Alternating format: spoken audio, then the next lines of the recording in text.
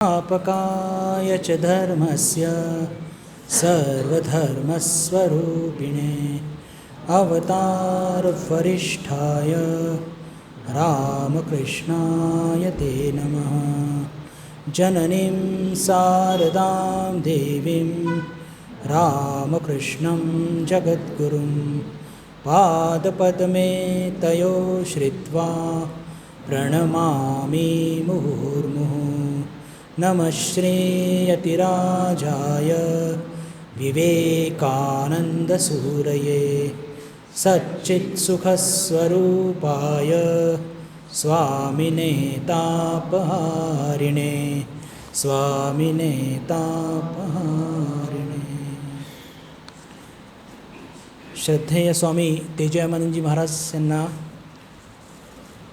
सश्रद्धा प्रणाम निवेदित करतो। तसंच उपस्थित सर्व भक्तांना नमस्कार। आज खूप एक आनंदाची बाब आहे की रामकृष्ण मठ अहमदाबादचे वरिष्ठ संन्यासी श्रद्धेय स्वामी तेजयानंदजी महाराज आज आमच्या सर्वांच्या मध्ये उपस्थित आहेत। गेले जवळपास 2 वर्षापासून ते सातत्याने बेळगाव आश्रमाच्या जे जपयज्ञ होत असतो प्रत्येक 3 महिन्यामध्ये, त्याच्याकरता ते सातत्याने येत आहेत। पण असा काही योग जुळून आला नाही की महाराज इकडे येतील। अहमदाबादहून सरळ यायचे बेळगावला आणि तिकडे निघून जायचे। मध्यंतरी एकदा त्यांचं येणं झालं, पण नेमकं मी तेव्हा कोल्हापूरला नव्हतो। पण यावेळेस महाराजांना विनंती केली आणि आपल्या विनंतीला मान देऊन आज महाराज आपल्या इथे सर्वांच्या मध्ये उपस्थित आहेत। महाराज आपल्याला मार्गदर्शन करतील त्याच्या आधी आपल्याला एक अल्पसा परिचय महाराजांचा करून देऊ इच्छितो। श्रद्धेय महाराजांनी रामकृष्ण संघामध्ये 1989 साली प्रयागराज जे आपलं केंद्र आहे तिथे त्यांनी संघात प्रवेश केला। तेव्हा तिथे बहुतेक स्वामी हर्षानंदजी महाराज सत्यरूपानंदजी महाराज तिथले अध्यक्ष होते। त्यानंतर महाराज बेलूर मठ, मैसूर, नरोत्तम नगर, कानपूर, ग्वालियर आणि आत्ता वर्तमानमध्ये अहमदाबादमध्ये आपली सेवा रुजू करत आहेत। महाराजांचं व्यक्तिमत्व म्हणजे अध्ययन आणि अध्यापन हा त्यांचा मूलपिंड आहे। आणि विशेष करून अहमदाबादमध्ये त्यांनी श्रीरामकृष्ण लीला प्रसंग या विषयावरती त्यांनी अनेक व्याख्यानं घेतलीत आणि वर्तमानमध्ये सुद्धा भगवद्गीता आणि भागवत या 2 विषयावरती ते ऑनलाईन वर्ग घेत आहेत। हिंदी क्षेत्रामध्ये महाराज सुप्रसिद्ध आहेत, हे वेगळे सांगायला नकोच। तर असा एक सौम्य आणि ज्याला म्हणूया की फार प्रेमळ व्यक्तिमत्व आज आपल्याला लाभलं आहे। मी आपल्या सर्वांचं जास्त वेळ न घेता महाराजांना व्याख्यान सुरू करण्याकरता विनंती करू त्याच्या आधी विनंती करतो आपले स्वामी अर्घ्यानंदजी महाराज की त्यांनी महाराजांचं पुष्पहार देऊन स्वागत करावं।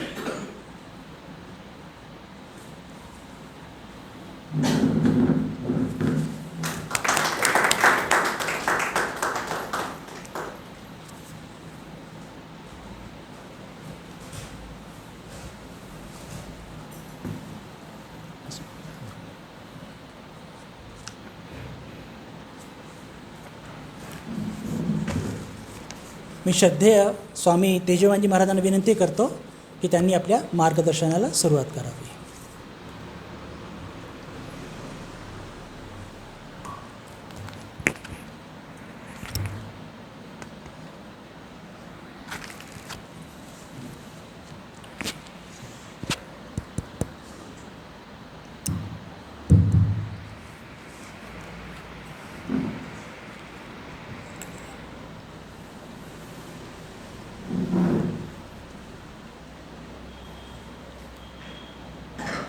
ॐ स्थापकाय च धर्मस्य सर्वधर्मस्वरूपिणे अवतारवरिष्ठाय रामकृष्णाय ते नमः।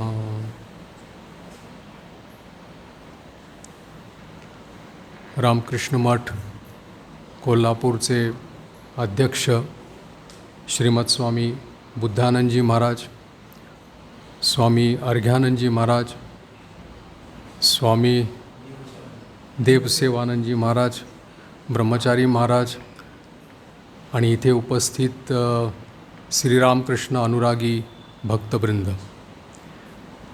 हा जो प्रणाम मंत्र मी म्हटला, जो रामकृष्ण मठामध्ये सर्वत्र प्रसिद्ध आहे, त्याची थोडीशी आपण चर्चा करूयात असं मला वाटतं.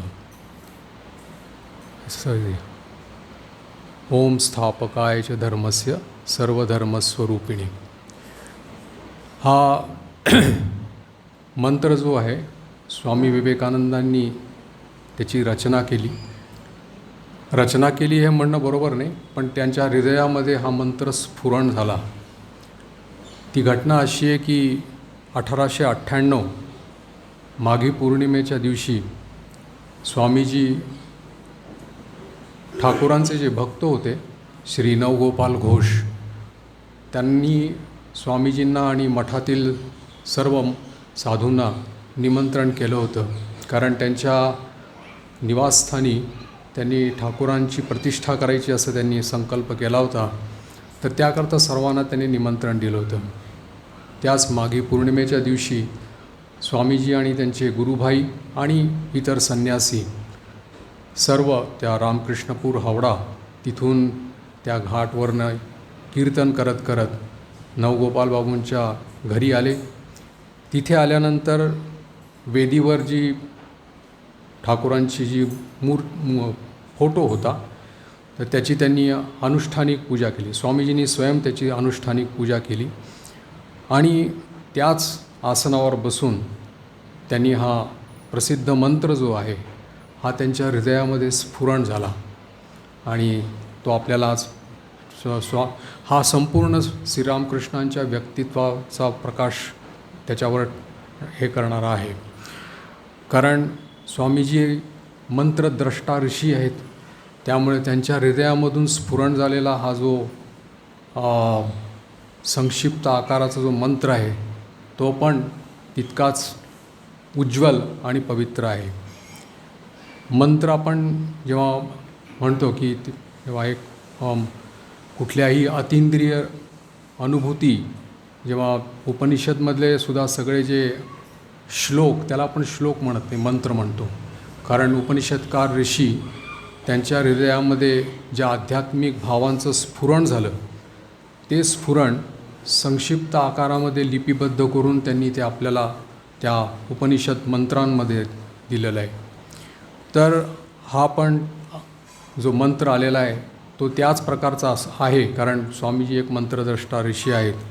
साधारणतः मंत्र दोन प्रकारचे असतात. एक आचार्य परंपरा जे आहे त्याच्याने आलेले मंत्र असतात आणि ऋषी मुनी यांच्या हृदयामध्ये स्फुरण झालेले जे भाव असतात, आध्यात्मिक भाव असतात, ते जेव्हा लिपिबद्ध होतात संक्षिप्त, तर ते पण मंत्र असतात. ह्याच्यामध्ये स्वामीजींचा जो हा मंत्र आहे स्थापकाय च धर्मस्य, तर धर्म शब्द जो आहे तर त्या धर्म शब्दाला साधारणतः भगवद्गीतेचा ज्यांनी अभ्यास केलेला आहे, ज्यांनी शंकर भाष्यामध्ये त्यांची जी भूमिका भाष्य आहे शंकराचार्यांनी लिहिलेली, त्याच्यामध्ये अभ्युदय आणि निःश्रेयस हेतू म्हटलेलं आहे. निःश्रेयस म्हणजे परमार्थ, ज्यांनी मनुष्याचं सर्वविध कल्याण होतं, आणि अभ्युदय म्हणजे सांसारिक उन्नती. या दोन्ही गोष्टी त्याच्यामधून साधित होतात. तर याच्यामध्ये धर्म जो आहे, ह्याच्यामध्ये जसं गीतेमध्ये पण म्हणलेलं आहे की धर्म हा जो आहे जगतस्थिती कारणम म्हटलेलं आहे, की पूर्ण जे विश्व आहे त्याच्या स्थितीसाठी हा धर्म अति आवश्यक असतो. तो अभ्युदय आणि निःश्रेयस हे त्याचे दोन पैलू आहेत. आणि स्वामीजींनी या दोन गोष्टी किंवा आहेत, या अभ्युदय आणि निःश्रेयस, या दोन्ही एकाच ह्याच्यामध्ये हे करून एकत्र करून त्यांनी आमच्या रामकृष्ण मठ मिशनचं जे उद्देश वाक्य आहे आत्मनो मोक्षार्थम जगद्हिताय च, तर ते त्यांनी ते केलं. त्याच्यामध्ये दोन्ही आहेत, आत्मनो मोक्षार्थम निःश्रेयस जगद्हिताय अभ्युदय, दोन्ही आहेत. तर त्याची कारण अवतार पुरुष जेव्हा जन्मग्रहण करतात ते काही मुष्टिमय लोकांकरता म्हणजे थोड्या लोकांकरता नसतात, पूर्ण जगताच्या हिताकरता, समग्र जगताचं जे कल्याण होईल ह्याच्याकरता त्यांचा आविर्भाव असतो. तर त्याच्यामध्ये या दोन्ही गोष्टी येतात. जसं परमार्थामध्ये एका प्रकाराने उन्नती होते त्याचप्रमाणे अभ्युदय पण होतो, सांसारिक उन्नती पण होते. तर विविध प्रकाराने आपण ह्या गोष्टी आपण त्या आपल्या आजच्या विश्वामध्ये बघू शकतो. आज जवळजवळ इतकी वर्ष झाली ठाकूरांचे महासमाधी 1886 आणि आज 2026 ह्या इतका कार्यकाल, त्याच्यामध्ये इतकी जी उन्नती आहे, सांसारिक उन्नती ज्याला आपण अभ्युदय म्हणतो, ती आपल्याला सर्वत्र दिसायला दिसते. तर ही जेव्हा धर्माची जी स्थापना आहे, तर ती धर्माची स्थापना ही अवतार पुरुषांच्या दिव्य आध्यात्मिक आणि अपरिमित शक्तीद्वारा संपन्न होते. दुसरी गोष्ट, धर्माची जी विशेषता ती आहे की प्राचीन आदर्श जे आहेत आपले आणि परंपरा आहेत, तर त्या परंपरांना जे आत्तापर्यंत लुप्तप्राय झालेले असतात. कारण असं आहे की ह्याच्यामध्ये पण भगवद्गीतेमध्ये पण भगवान म्हणत आहेत की सकाले नेह महता योगो नष्ट परंतप. नष्ट मतलब लुप्तप्राय होऊन जातात, क्षीण होऊन जातात, त्याचा प्रभाव क्षीण होतो. कारण काल प्रवाह आहे, त्याच्यामध्ये या सगळ्या गोष्टी लुप्त होऊन जातात किंवा क्षीणप्राय होऊन जातात. तर तेच प्राचीन आदर्श आणि जे आपले परंपरा जे आहेत म्हणजे आध्यात्मिक उन्नती करण्याकरता, तर त्याला जीवित करण्याकरता आणि त्याच्यामध्ये नवीन जागरण, नवचेतना देण्याकरता अवतार पुरुष त्यांचा आविर्भाव होत असतो. आणि तिसरी गोष्ट अशी आहे की आपल्या प्रत्येक युगाकरता, म्हणजे कारण कालांतरामध्ये बऱ्याच गोष्टी परिवर्तन होत असतात आणि जशी बऱ्याच गोष्टींमध्ये जशी आपण परिवर्तन बघत असतो, त्याप्रमाणे मनुष्याची स्थिती, रुची, प्रकृती आणि अधिकार भेद पाहून मग तशा प्रकाराने युगोपयोगी होऊन हा धर्म आमच्यासमोर अवतार पुरुष जे आहेत ते परिवेशन करत असतात. तर प्रत्येक युगामध्ये असं असतं. ठाकूर जसं म्हणतात की बादशाही अंमलचं जो हे आहे, करन्सी जी आहे ती नवाबी अंमलामध्ये चालत नाही. आत्ता सध्या ज्या अंमलामध्ये तीच चालेल. तर तसं आहे. त्याच्यामध्ये अवतार पुरुषांनी जी हा त्यांचा एक म्हणजे स्वतःचाच एक मात्र एक असा आध्यात्मिक शक्ती असते की ज्याच्यामध्ये ते या पुऱ्या त्यांच्यामध्ये एवढी अपरिमित शक्ती आहे की विश्वाची जी चिंताधारा आहे त्याच्यामध्ये बदलण्याची शक्ती त्यांच्याकडे असते. हा फक्त अधिकार, विशेष अधिकार जो आहे तो फक्त अवतार पुरुषांमध्ये असतो. ईश्वरकोटी महापुरुष असतील किंवा दुसरे महात्मा संत महापुरुष असतील, ते फक्त ज्या अवतार पुरुषांकडून हा जो धर्म परिवेशन केला जातो किंवा ह्याच्यामध्ये युगोपयोगी जो युगधर्म ज्याला म्हणतो, तर त्याला फक्त पुष्टी करण्याचं काम करतात. पण फक्त अवतार पुरुषांमध्येच ही शक्ती असते की पूर्ण विश्वासी चिंतनधारा बदलायचं, परिवर्तन करण्याची, ती फक्त अवतार पुरुषांमध्येच असते. दुसरी गोष्ट म्हणजे हा जो अधर्माचा जो प्रभाव आहे, जो कालांतराने हळूहळू वाढत गेलेला असतो, तो परत या अध्यात्म जगतामध्ये नवजागरण आल्यानंतर तो परत अधर्म हळूहळू कमी होत जातो, ते क्षीण होत जातो त्याचा आपण प्रभाव, आणि आध्यात्मिक नवजागरण त्यामध्ये येत असतं. आणि ह्याच्याकरताच अवतार पुरुष स्वतः जेव्हा येतात, म्हणजे त्यांचं आगमन जेव्हा होतं, तेव्हा त्यांच्याबरोबर त्यांचे पार्षद पण त्यांच्याबरोबर येतात. का? कारण त्यांच्या या नवीन युगधर्माचा किंवा या शक्तीचा प्रचार आणि प्रसार करण्याकरता त्या म्हणजे पार्षदांकडून हे काम ते करून घेतात. जसं स्वामीजींना त्यांनी वार्तावक त्यांचा चयन केलं होतं. तर तसं ही जी जसं सांगितलं की प्राचीन परंपरा ज्या आहेत आपल्या किंवा प्राचीन आपले जे भगवत प्राप्तीचे जे उपाय आहेत, पद्धती आहेत, या सगळ्या गोष्टी कालांतराने सगळ्या जुन्या होत जातात, लुप्तप्राय होत जातात. पण ह्याच्यामध्ये परत नवचेतना जी असते ती त्याला अवतार पुरुषांच्या तपस्येमुळे ह्याच्यामुळे त्याच्यामध्ये पुनर्जागृती त्यामध्ये होत असते.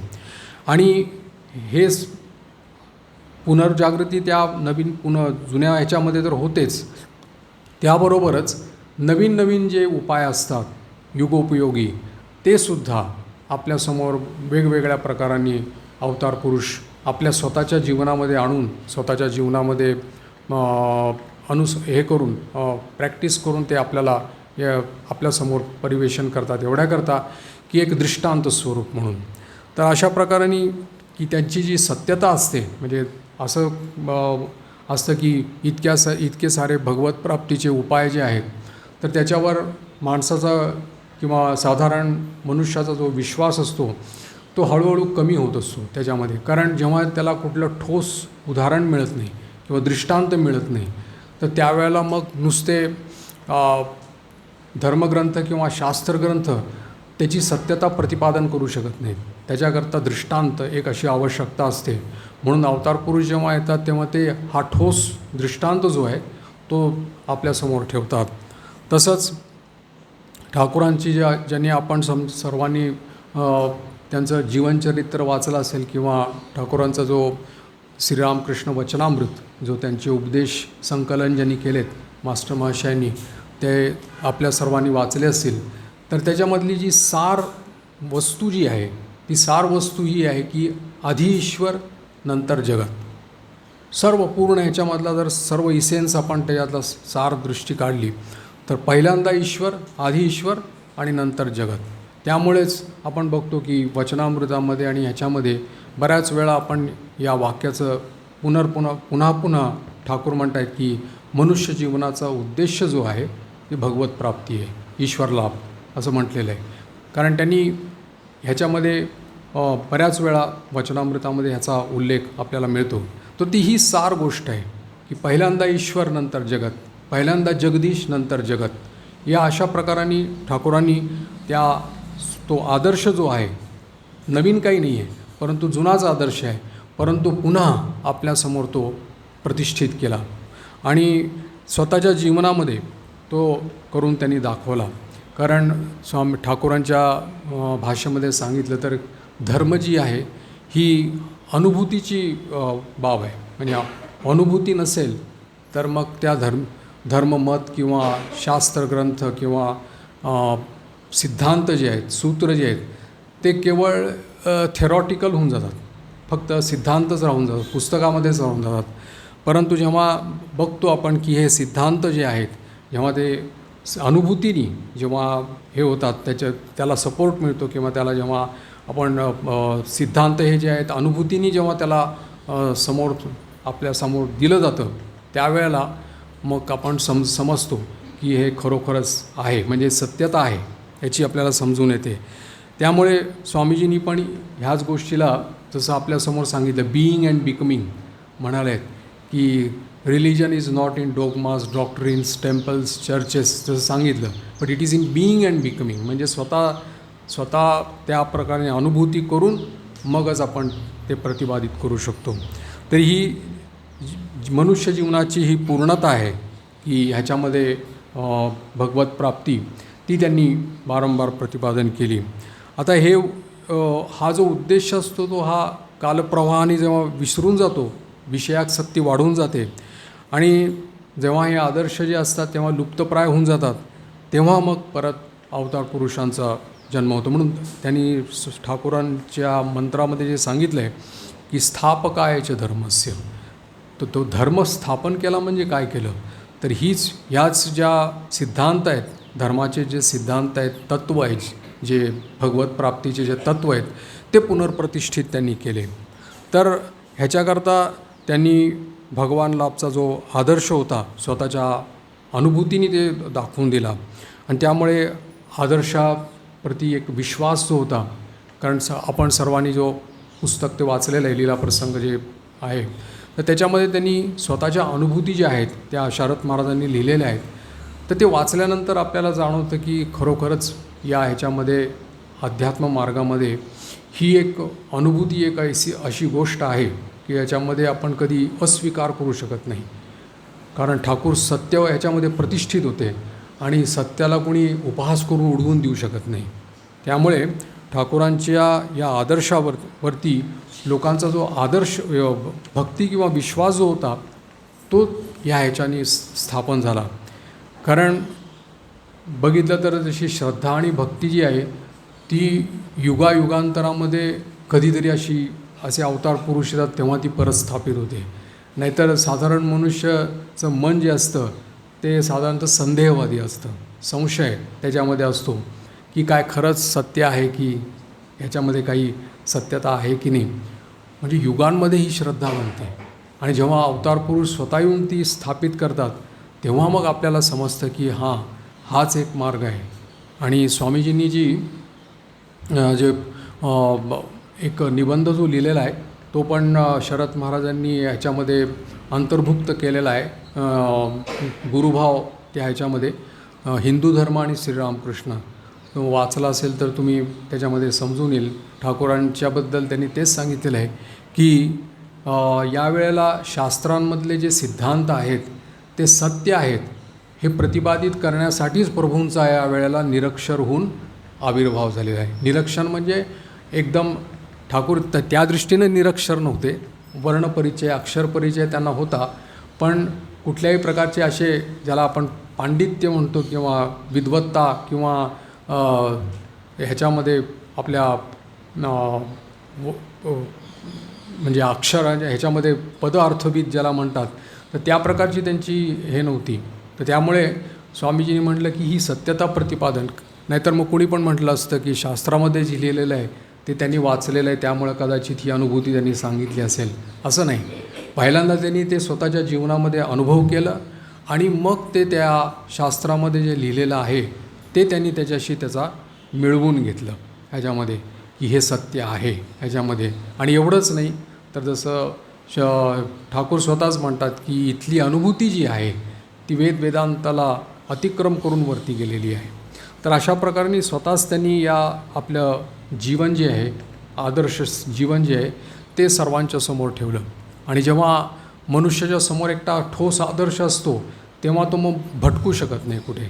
तर तो एक कारण या ह्याच्यामध्ये आदर्शहीन जीवन उद्देशहीन जीवन तर मग लोकांच्यामध्ये परत एक भटकन जी असते ती सुरू होऊन जाते आणि त्याच्यामुळेच बऱ्याच प्रकारचे मानसिक रोग ज्याला म्हणतात त्याला सर्वांना सामोरं जावं लागतं. तर हा सर्वात मोठा सिद्धांत आहे ठाकूरांचा की प्रत्यक्ष अनुभूती. या प्रत्यक्ष अनुभूतीवरच त्यांनी जास्त जोर दिला आहे. म्हणजे की तसे बऱ्याच ह्याच्यामध्ये लोकाचार शिष्टाचार देशाचार अनुष्ठानिक जो धर्म असतो त्याच्यामध्येच माणसाचं मन जसं अडकून राहिलेलं असतं की तिथेच त्याच ह्याच्यामध्ये एक प्रकारचं ज्याला आपण म्हणतो कॉन्झर्वेटिव्ह किंवा सांप्रदायिकता त्या म्हणजे त्या ह्याच्यामधून बाहेर यायची त्याची इच्छा नसते. त्या गृहमधून बाहेर यायची त्याची इच्छा नसते. तो तिथेच अडकून राहिलेला असतो. पण ठाकूरांनी जो प्रत्यक्ष अनुभूतीचा जो धर्म आपल्याला दिला तो त्या ह्याच्यातून म्हणजे त्याला म्हणतात की कॉन्स्टिट्यूशनलाइज्ड रिलिजन ज्याला म्हणतात त्याच्यातून त्यांनी तो सार भाग जो आहे तो बाहेर काढून आपल्याला दिला. सार जो आहे त्याच्यामध्ये म्हणून ते श्री अरविंदो त्यांनी म्हटलेलं आहे की ती ह्याच्यामधून प्रत्येक ह्याच्यातून त्यांनी जो प्रत्येक जी साधना त्यांनी जी केलेली आहे तर त्या प्रत्येक साधनामधला जो सार भाग जो आहे तो त्यांनी त्याच्यातून काढून घेऊन म्हणजे अनुभव करून आपल्यासमोर दिलेला आहे. म्हणजे एवढ्या सगळ्या अनुष्ठानांमध्ये जाण्याची आपल्याला जरूर नाही पण त्याच्यातून तो त्यांनी घेतलेला आहे. आणि हे ह्याच्यामध्ये की त्या ह्याच्यामध्येच अटकून राहण्यापेक्षा त्याच्यावर अतिक्रम करून आपण ती प्रत्यक्ष अनुभूती करायला पाहिजे हे त्यांनी ठाकूरांनी सांगितलं. जसं स्वामीजी तेव्हा नरेंद्रनाथ होते जेव्हा कॉलेजमध्ये जात होते तेव्हा सर्व ह्याच्यामध्ये गेले होते. ब्राह्म समाजामध्ये पण गेले होते. महर्षी देवेंद्रनाथ ठाकूर त्यांच्याकडे पण गेले होते आणि बऱ्याच जणांकडे गेले होते, पण त्यांना त्यांच्या मनाची तृप्ती नाही झाली. प्रत्येक वेळेला ते विचारायचे की ईश्वर आहे की नाही, हाच एक प्रश्न त्यांच्यासमोर पडलेला होता. आणि आपल्याला माहिती आहे की जेव्हा ठाकूरांच्याकडे ते गेले तेव्हा त्यांनी हाच प्रश्न ठाकूरांना विचारलेला होता की महाशय, तुम्ही ईश्वर अनुभव केलेला आहेत का? ईश्वर आहे का, ईश्वराचं अस्तित्व? तेव्हा ठाकूरांनी जे स्पष्ट उत्तर त्याला दिलं की हो, मी ईश्वराचा अनुभव केलेला आहे, मी ईश्वराला पाहिलेलं आहे. जसं तुला मी स्पष्ट रूपाने बघतो त्याच्यापेक्षा 1000 पटीनं मी स्पष्ट रूपाने त्याला बघतो आहे, आणि तू सुद्धा बघू शकशील जर मी सांगितलेल्या मार्गाने तू जाशील. हा आहे ह्याच्यातला जो सार भाग जो आहे तो हा आहे. तू सुद्धा बघू शकशील ह्याच्यामध्ये, कारण ह्याच्यामध्ये जो सिद्धांत जो आहे, जे सिद्धांत अनुभूत आहेत ते भूतकाळमध्ये पण अनुभव झालेले आहेत, आता वर्तमानमध्ये पण आहेत, आणि पुढे पण भविष्यात कालमध्ये पण ते सगळे अनुभव होऊन जातील. तर त्याच्यामध्ये कुणी असं म्हणणार नाही की माझी एक्सक्लुझिव्ह प्रॉपर्टी आहे. आध्यात्मिक अनुभव जी आहे ती आध्यात्मिक अनुभव कोणाची एक्सक्लुझिव्ह प्रॉपर्टी नाही आहे, पण ती सर्वांकरता आहे. आणि सर्व त्याच्यामध्ये ते जो ज्या जागेमध्ये आहे तिथे राहून तिथून उठून तो ही प्रत्यक्ष अनुभूती करू शकेल, अशी पंथा जी आहे ती ठाकूरांनी आपल्याला दिली. त्यामुळे म्हणाले की तू सुद्धा अनुभव करू शकशील. ही एक मोठी आश्वासवाणी जी आहे ती आपल्याला ठाकूरांनी दिलेली आहे. स्वामीजींनाच त्यांनी केवळ सांगितलं नाही, ते आपल्याला पण सांगितलं की तू सुद्धा अनुभव करू शकशील. ह्याच्यामध्ये कुणाची एक्सक्लुझिव्ह कुणी क्लेम ह्याच्यावर करू शकत नाही. त्यामुळे या परंपरा जी आहे, जसं परंपरा प्राप्त ज्ञान वगैरे ह्याची बहुत चर्चा चाललेली असते, त्याच्यामध्ये होतं. पण ठाकूर हे परंपरानुसारच चालणारे जे आचार्य आहेत त्याच्यापेक्षा वेगळे आपल्याला दिसतात, कारण त्यांनी फक्त ह्याच्यावरच सत्यावरच जोर देऊन, प्रत्यक्षानुभूतीवरच जोर देऊन त्यांनी फक्त बाकी आचार्यांनाचं खंडन नाही केलं, कुठल्या आचार्याचं त्यांनी खंडन नाही केलं, परंतु त्या आचार्यांनी जे सांगितलं त्याच्यापेक्षा आणखीन वरती जास्त जाऊन त्यांनी अतिक्रम करून तो सिद्धांत आपल्याला दिला. त्यामुळे स्वामीजींना एकदा म्हणाले होते की वेद जे आहेत त्याच्यामध्ये काय आहे, पण फक्त आभास आहे, त्याचा आभास आहे, म्हणजे ईश्वरानुभूती नाही आहे. वेद म्हणजे आपले जे ग्रंथ आहेत त्याच्यामध्ये फक्त आभास त्याला आपल्याला मिळतो, पण त्याच्यामध्ये काही आपल्याला अनुभूती नाही, प्रत्यक्ष अनुभूती नाही आहे. त्यामुळे ते म्हणाले की फक्त वेद, पुराण, तंत्र जे आहेत ते केवळ मार्ग सांगणारे आहेत, आणि त्याच्यावरच आपण ह्याला घेऊनच बरेच जण उहापोह करत असतात. त्याच्यापेक्षा म्हणजे त्याच्यामध्ये जी अपरोक्षानुभूती म्हटली जाते ती त्याच्यामध्ये नसते.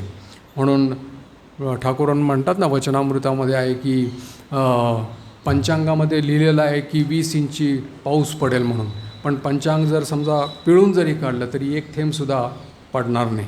तर तसं आहे की ह्याच्यामध्ये शास्त्रीय सिद्धांतांवर विश्वास न ठेवता स्वतः जीवनामध्ये अनुभव करणं, ह्याच्यावर ठाकूरांनी त्याला जोर दिला होता. दुसरी गोष्ट आणखीन की ठाकूरांनी ह्याच्यामध्ये एक ऋषी आदर्श जो आहे तो आपल्या सर्वांसमोर हा ठेवला आहे. ऋषी आदर्श म्हणजे अगोदर प्राचीन कालमध्ये जे आपले ऋषी होते ते सर्व विवाहित होते. त्यांनी गृहस्थाश्रमाचा सुद्धा हे केला होता, म्हणजे पालन केलं होतं, आणि त्याच्यामध्ये राहूनच त्यांनी उच्च अनुभूती जी आहे ती अनुभव केलेली होती. हे जे आहे की जसं दोन मार्ग आहेत, एक निवृत्तीपरायण आणि प्रवृत्तीपरायण 2 मार्ग आहेत. तर साधारणतः समजलं जातं की निवृत्तीपर जे लोक असतात, त्याग वैराग्याचा भाव ज्यांनी अवलंबन केलेला असतो त्या लोकांनाच ईश्वरप्राप्ती होऊ शकते, आणि प्रवृत्ती मार्गामधले जी लोक आहेत त्यांना ईश्वरप्राप्ती होऊ शकत नाही, असा एक गैरसमज सर्वांमध्ये असतो.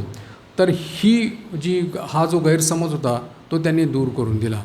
याचं कारण ह्याच्यामध्ये फक्त निवृत्तीपर आणि प्रवृत्तीपर हे फक्त 2 भिन्न मार्ग आहेत, आणि त्या प्रवृत्तीपर मार्गामध्ये राहूनसुद्धा निवृत्तीचा आनंद घेऊ शकतो अशी सुद्धा लोक आपल्यासमोर, म्हणजे पुराण कालापासून बघितलं तर धर्म इतिहासमध्ये आपण जर बघितलं तर अशी असंख्य दृष्टांत आहेत आपल्या ह्याच्यामध्ये. मग इवन भागवत जर तुम्ही वाचला असेल तर त्याच्यामध्ये सुद्धा जसं राजा अंबरीश जे आहेत ते स्वतः चक्रवर्ती सम्राट आहेत, पण तरीसुद्धा स्वतः सर्व काही पूजा व्यवस्थित स्वतःच्या हाताने करायचे. पूजाचे जे उपकरण वगैरे स्वतः साफ करणं, हे करणं, पूजा स्वतः करणं ह्याच्यामुळे. आणि सवय मना कृष्णपदा अरविंदयो, त्याच्यामध्ये त्यांचं मन जे होतं संपूर्ण ह्याच्यामध्ये श्रीकृष्णामध्ये त्यांचं मग्न होतं ह्यामध्ये. आणि त्याच्यामुळे एक भक्त म्हणजे अनन्य भक्त म्हणून त्यांची तुलना जाते. जसे प्रल्हादजी, त्यांचं पण अनन्य भक्त म्हणून ते आपण हे करतो. पण हे सर्व जे होते हे सर्व प्रवृत्ती मार्गमध्ये होते. आणि त्यामुळे त्यांनी प्रवृत्ती मार्गामध्ये राहून निवृत्तीचा आनंद कसा घ्यायचा हा त्यांनी दाखवला होता. अवतार पुरुष जेव्हा येतात तेव्हा ते स्वेच्छापूर्वक या प्रवृत्ती मार्गामध्ये जातात. तसं बघितलं तर बुद्ध आणि परशुराम किंवा वामन अवतार, तर हे सगळे निवृत्तीपर आपण सांगू शकतो. पण त्याच्यानंतर राम अवतार, कृष्ण अवतार ह्यांनी स्वतः प्रवृत्ती मार्गामध्ये होते. स्वेच्छापूर्वक त्यांनी याच्यामध्ये या प्रवृत्ती मार्गामध्ये आले. पण प्रवृत्ती मार्गामध्ये राहूनसुद्धा तो आदर्श दाखवला, म्हणे की भगवत प्राप्तीचा किंवा कसं आदर्श जीवन असू शकतं आणि कसे सिद्धांत आपण आपल्या जीवनामध्ये. त्यामुळे अवतार पुरुष हे त्याच्या दोन्ही त्याच्या हे आहेत की निवृत्तीपर पण मार्ग दाखवतात आणि प्रवृत्ती पण मार्ग दाखवतात. पण प्रवृत्तीपर मार्गामध्ये न आसक्त होता त्याच्यामध्ये निवृत्ती कशी आणता येईल हे स्वतः ते त्याच्यामध्ये दाखवून देतात. आणि ठाकूरांचं हे उदाहरण आपल्याकरता ते अन्यतम आहे. म्हणजे त्यामुळे म्हणतात की ठाकूरांचा जो आदर्श आहे तो गृही लोकांकरता पण आहे, म्हणून ते ऋषी आदर्श तो त्यांनी हे केला. त्याच्यानंतर ठाकूरांचा पूर्ण जे जीवन आपण समजा बघितलं, वाचलं त्याच्यामध्ये, तर एक आनंदमय जीवन होतं. त्या कारण मास्टर महाशयांनी पण वचनामृतामध्ये म्हणलेलं आहे एक आनंदमय महापुरुष. स्वयं श्री मा पण म्हणते की मी कधी त्यांना निरानंद पाहिलं नाही. सतत आनंद त्यांच्या ह्याच्यातून प्रकट व्हायचा. तर ते एक आनंदमय जीवन कसं असतं ते पण त्यांनी त्या ह्याच्यामध्ये दाखवलं. आणि त्याच्यामुळे उपनिषदकार ऋषींचं जे आहे की आनंद कारण उपनिषद ज्यांनी वाचलेले आहेत त्यांना समजेल की कधी पण त्यांच्यामध्ये तुम्हाला एक एका शब्दाने पण कधी दुःखाची वार्ता त्याच्यामध्ये त्यांनी हे केलं नाही, फक्त आनंद त्या ह्याच्यामध्ये उपनिषदामध्ये. तर तो आनंद जो आहे तो त्यांच्या ह्याच्यामध्ये मूर्तिमान ठाकूरांच्या जीवनामध्ये प्रकट झाला होता. आणि त्यामुळे कुणी जर ते जसं होतं की हा जो संसार आहे तर धोक्याची जागा आहे, तर कुणी म्हणालं होतं की ती मजेची जागा आहे. तर ते ठाकूर हे म्हणायचे की धोक्याची जागा नाही, ती मजेची जागा आहे. ते बेपर्वा होऊन तिच्यामध्ये मस्तीमध्ये राहून हा मार्ग आपण करू याची याची त्यांची हे होती. त्यामुळे ठाकूरांनी जी साधना जी केली होती ही याच्यामध्ये, त्यामध्ये त्यांनी सर्व प्रकारचे भाव अवलंबन करून त्या साधनेमधला जो आनंद होता तो त्यांनी लाभ केला होता. कारण एका भावाने सिद्ध होणारे बरेच महापुरुष आहेत, पण सर्व भावाने सिद्ध होणारे महापुरुष कमी आहेत. त्यामुळेच ठाकूरांना स्वामीजींनी अनंत भावमय म्हटलेलं आहे, अनंत भावमय श्रीरामकृष्ण. आणि शरद महाराजांनी त्यांना भावराज्याचे सम्राट म्हटलेले आहे. कारण असे भाव एकत्र येऊन समन्वित होऊन सर्वत्र त्याचं सामंजस्य करून हे एक अनन्यसाधारण दृष्टांत जो आहे तो ठाकूरांचा आहे. त्यामुळे त्यांनी जसं तंत्रसाधना केली, त्या तंत्रसाधनामध्ये पण त्यांनी केलं, वैष्णवभावाने साधना केली, नंतर तुमची वेदांत साधना पण केली. आणि पण बऱ्याच जशा साधना विभिन्न प्रकारच्या ज्या साधना त्यांनी केल्या आणि त्यांच्याकरता त्यांना गुरु पण तसे त्यांना लाभ झाले आणि त्यांनी ती साधना त्याच्यामध्ये केली. पण प्रत्येक मार्गातून प्रत्येक भावामधून त्यांनी साधना करून त्याचा अल्प वेळेमध्येच त्यांनी तो सिद्ध अवस्था जी आहे किंवा त्याच्यातला जो अनुभूती आहे ती त्यांना प्राप्त झालेली होती. तर हा एक म्हणजे अनन्यसाधारण एक दृष्टांत आहे. आणि सर्वात ह्याच्यामध्ये आहे की जेव्हा तंत्रसाधनेमध्ये ते सिद्ध झाले होते तेव्हा त्याच वेळेला ते मातृभावामध्ये पण सिद्ध झाले होते. कारण ठाकूर स्वतः मातृभावामध्ये प्रतिष्ठित होते आणि पूर्ण विश्वाच्या प्रति पण त्यांचा मातृभाव होता. त्या भावामध्ये ते सिद्ध झाले होते. आणि त्याची पूर्णता झाली जेव्हा त्यांनी स्वतःच्याच विवाहिता पत्नीला यांनी म्हणजे श्री मा यांची षोडशी पूजा केली, फलाहारिणी कालीपूजा ज्येष्ठ अमावस्याच्या दिवशी. आणि म्हणजे नारी जातीला एक सर्वोच्च सन्मान दिला स्वतःच्या पत्नीची पूजा करून. आणि सर्व जे त्यांचं जे साधनेचं फळ जे होतं ते त्यांनी देवीला अर्पण केलं, स्वतःच्या जगदंबा स्वरूप त्याची पूजा करून. तर त्याच्यामध्ये त्यांनी मातृभावामध्ये ते प्रतिष्ठित झाले.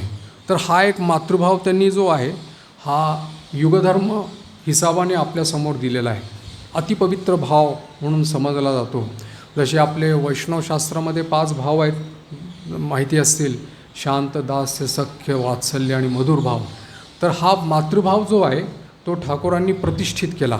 आता पुन्हा जर समजा धर्मग्रंथ किंवा शास्त्रग्रंथ समजा लिहायचं असेल तर हा भाव पण त्याच्यामध्ये जरूर त्याच्यामध्ये लिहिला जाईल. कारण अवतार वरिष्ठ त्यांनी प्रतिष्ठित केलेला हा भाव आहे मातृभाव. म्हणून 6ठ भाव जो आहे हा मातृभाव प्रतिष्ठित झाला. त्याच्यामध्ये स्वतः प्रतिष्ठित होते आणि त्यांचा पूर्ण ह्याच्यामध्ये त्यांचा विश्वाच्या प्रती हा मातृभाव होता. त्याच्यामध्ये मला एकदा कुणीतरी सांगितलं की मागच्या वेळेला मी जेव्हा ह्या जपयज्ञाला गेलो होतो की तेव्हा म्हणाले होते की वारकरी संप्रदायामध्ये पण असं माऊली म्हणतात. तो पण तो जो मातृभाव आहे आणि हा मातृभाव जो आहे तो ह्याच्यामध्ये खूप फरक आहे ह्याच्यामध्ये. त्याच्यामध्ये ठाकूरांचा जो मातृभाव होता तो सर्वत्र होता. सर्वम मातृमयम जगत हा त्यांचा भाव होता सर्वत्र, आणि स्वतः ते त्याच्यामध्ये प्रतिष्ठित होते. त्यामुळे आणि हा मातृभाव त्यांनी पूर्ण जगताकरता दिलेला आहे ह्याच्यामध्ये. तो हा एक अनन्यसाधारण दृष्टांत आहे. म्हणून हा मातृभाव जो आहे तो वेगळाच आणि 6ठ भाव म्हणून प्रतिष्ठित झाला आहे.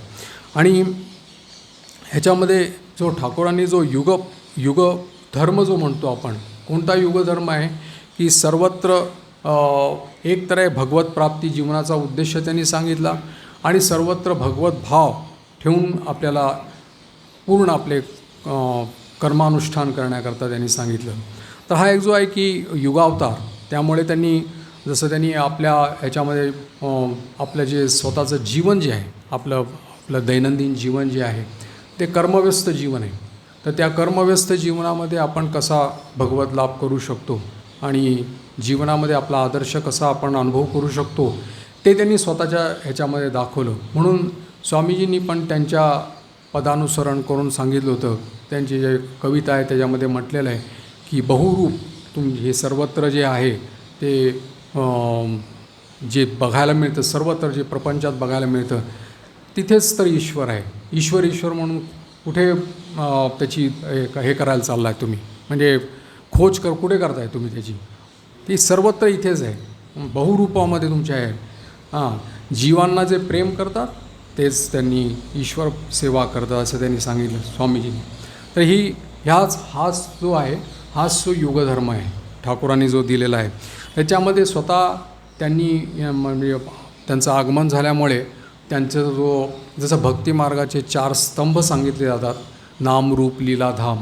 आपल्याला हे 4ही जे स्तंभ आहेत ते ठाकूरांच्या व्यक्तित्वामधून आपल्याला मिळतात. त्यांचं नाम, त्यांचं रूप, त्यांची लीला आणि त्यांचं धाम, हे 4ही गोष्टी आहेत. आणि 4ही गोष्टी ध्यानयोग्य आहेत, ध्यान करायसाठी आहेत. कारण भक्तिशास्त्राची मान्यता आहे की ह्याच्यामध्ये नाम, रूप, लीला, धाम कुठलं पण असू देत, ज्याच्यामध्ये अनन्यता ज्याच्यामध्ये तुमची आहे तर त्याच्यामध्ये तोच धरून तुम्ही जर पुढे गेलात तर भगवत प्राप्ती होऊ शकते. ठाकूरांनी आपल्याकरता या 4ही गोष्टी दिलेल्या आहेत, नाम, रूप, लीला, धाम.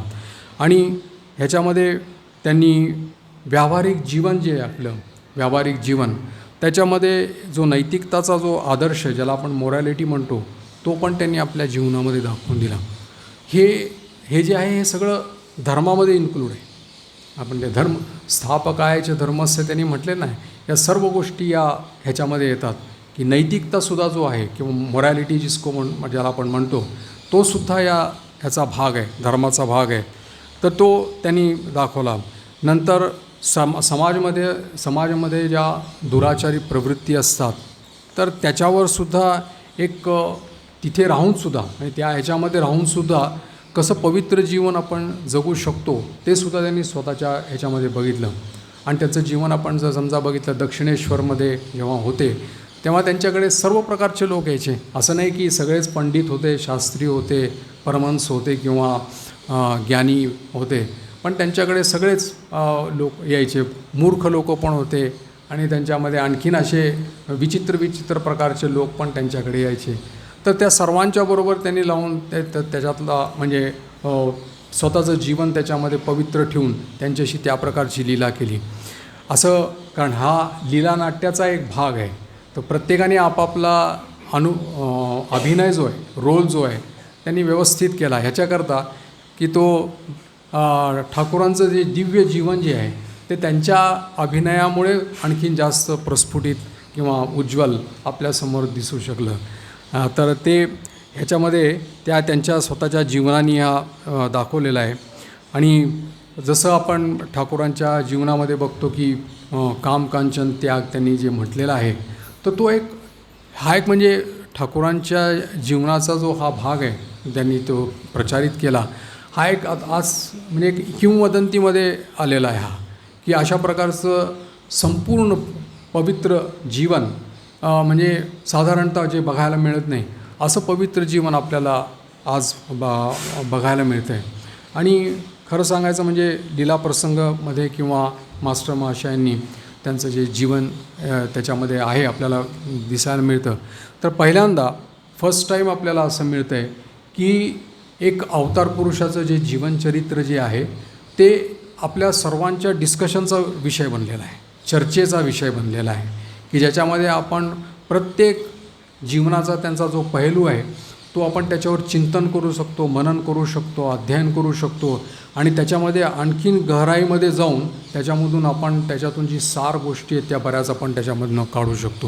म्हणजे त्यामुळे मास्टर महाशयांनी तर वचनामृत लिहायला सुरुवात केली 1886-87मध्ये जेव्हा ठाकूर होते त्यावेळेलाच सुरू केलं होतं, पण प्रकाशित नव्हतं झालं. नंतर त्यांनी हळूहळू 95मध्ये 1895 नंतर 97मध्ये दुसरी लिफलेट जी आहे ती पाठवली आणि स्वामीजी त्यावेळेला श्रीनगरमध्ये भ्रमण करत होते. त्यावेळेला त्यांनी ती सेकंड लिफलेट जी होती लिहिलेली त्यांनी ती पाठवली होती स्वामीजींना.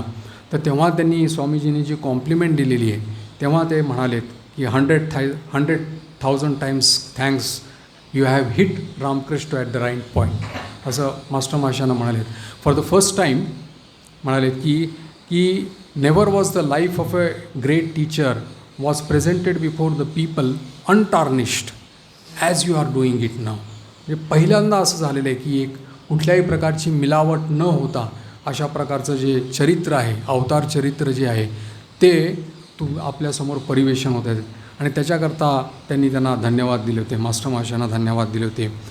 दुसऱ्या ह्याच्यामध्ये ज्यांचे जीवनचरित्र ज्यांनी लिहिलेलं आहे शरद महाराज, स्वामी शारदानंदजी महाराज, लीलाप्रसंग जे लिहिलेलं आहे, तर त्यांनीसुद्धा हाच प्रयत्न केला की ठाकूरांचं जीवनचरित्र जे आहे ते बिना मिलावट आणि जसं आहे तसं शास्त्रीय सिद्धांतांवर त्याच्यावर त्यांचं म्हणजे बेस करून निर्भर करून त्यांनी ते आपल्यासमोर इतकं ॲनालिटिकली आपल्यासमोर त्यांनी दिलेलं आहे. त्यांचा पहिला उद्देश तर तोच होता की त्यांच्या ह्याच्यामध्ये जेव्हा बऱ्याच प्रकारचे ठाकूरांच्याबद्दलचे जीवनचरित्र जे पब्लिश झाले होते ना, तर त्यावेळेला बरंच असं हे होतं की त्याची ऑथेंटिसिटी काय आहे असं कुणालाच माहिती नव्हती. त्यामुळे त्यांना वाटलं की ह्याची जरूर आहे, लिहायची जरूर आहे. म्हणून त्यांनी ते लीलाप्रसंग लिहायला सुरुवात केला होता. आणि पहिल्याच सुरुवात केलं तो गुरुभावमधून सुरुवात केला होता त्यांनी. गुरुभाव, मग नंतर पूर्वार्ध उत्तरार्ध लिहून आणि मग तो धारावाहिक प्रकाशित होत गेला, उद्बोधन बंगला पत्रिकामध्ये प्रकाशित होत गेला. आणि त्याची जनप्रियता एवढी वाढली की त्याच्यानंतर त्यांना मग त्याच्यानंतरसुद्धा मग बाकीचे त्यांच्या जीवनचरित्रामध्ये त्यांचं बाल्य जीवन लिहावं लागलं, साधक भाव लिहावा लागला, त्याच्यानंतर दिव्य भाव त्यांचा जो होता तो पण लिहावा. 5 खंडामध्ये प्रकाशित हे जे अद्वितीय धर्म इतिहासामधलं एक अद्वितीय चरित्र जे आहे ते आपल्यासमोर त्यांनी बिना मिलावट, बिना याच्यामध्ये पूर्ण ऑथेंटिक ज्याला म्हणतात तसं आपल्यासमोर हे केलेलं आहे. तर जितकं आपण त्यांच्या ह्याचं चरित्राचं अनुधावन किंवा अनुध्यान अनुशीलन, अनुसरण, अनुकरण म्हणणार नाही, कारण अनुकरण करणं कधी पण शक्य नाही, पण आपण अनुसरण करू शकतो, अनुशीलन करू शकतो, अनुध्यान करू शकतो. तर या गोष्टी आपण केल्या तर आपल्या जीवनाची तितकी उन्नती होत राहील. कारण हे लीला चरित्र आहे, लीला चिंतन आहे, ह्याच्यामध्ये लीला ध्यान आहे. त्यामुळे त्यांनी जे हा जो ह्याच्याकरता स्वामीजींनी हा दिला. आता स्वामीजींनी पण ठाकूरांच्या ह्याच्यावर पदानुसरण करतच स्वामीजींनी जे काही सगळं आपल्या नंतर जे बाहेर गेले, विदेशामध्ये गेले किंवा इथे जितके त्यांनी भाषण दिले ते सर्व ठाकूरांच्या ह्याच्यावर पदानुसरण करूनच त्यांनी सगळे दिलेले आहेत. तर त्याच्यामध्ये नारायण सेवाचं प्रवर्तन पण स्वामीजींनी केलं इथे आल्यानंतर, ज्याला आपण शिवज्ञान से जीवसेवा म्हणतात ना, ते पण नारायण सेवा. तर नारायण सेवाचं प्रवर्तन तेव्हा एवढ्याकरता केलं की मनुष्याची जी बाह्यिक जी हे आहे प्रवृत्ती जी आहे, बहिर्मुख प्रवृत्ती जी आहे, ती जर अशा प्रकाराने जर समजा कर्मयोग आणि नारायण सेवा करून जर समजा त्यांनी हे केली, अनुष्ठान केलं त्याचं, तर कमीत कमी मन जे आहे ज्याच्यामध्ये बऱ्याच प्रकारचे आपले दुष्प्रवृत्ती आहेत किंवा दुर्वासनिक जे मन आहे ते हळूहळू त्याच्यामधून जाऊन मग क्रमशः पवित्र होऊ शकेल आणि स्वतः आपण त्याच्याकरता भगवत प्राप्तीकरता योग्य होऊ शकू, हे त्यांनी स्वामीजींनी सांगितलं. नाहीतर असं म्हणजे नारायण सेवाचं प्रवर्तन करण्यामागे ठाकूरांचाच त्यांना इशारा होता. कारण जेव्हा ठाकूरांच्या जेव्हा त्यांचं खूप स्वामीजींवर प्रेम होतं तेव्हा नरेंद्र करायचे स्वामीजी ठाकूर, तेव्हा म्हणाले होते की तुम्ही बघा जास्त नरेंद्र करताय नाही तर तुमची पण अवस्था त्या राजा भरतसारखी होऊन जाईल, की त्याला पण परत जन्म घ्यावा लागला होता. तर ठाकूरांनी त्याला सांगितलं की नारायण जेव्हा मी तुझ्यामध्ये पाहणार नाही तेव्हा मी तुझं तोंड पण पाहू शकणार नाही. तुझ्यामध्ये जेव्हा मी नारायण नाही बघू शकणार तेव्हा मी तुझं तोंड पण बघू शकणार नाही.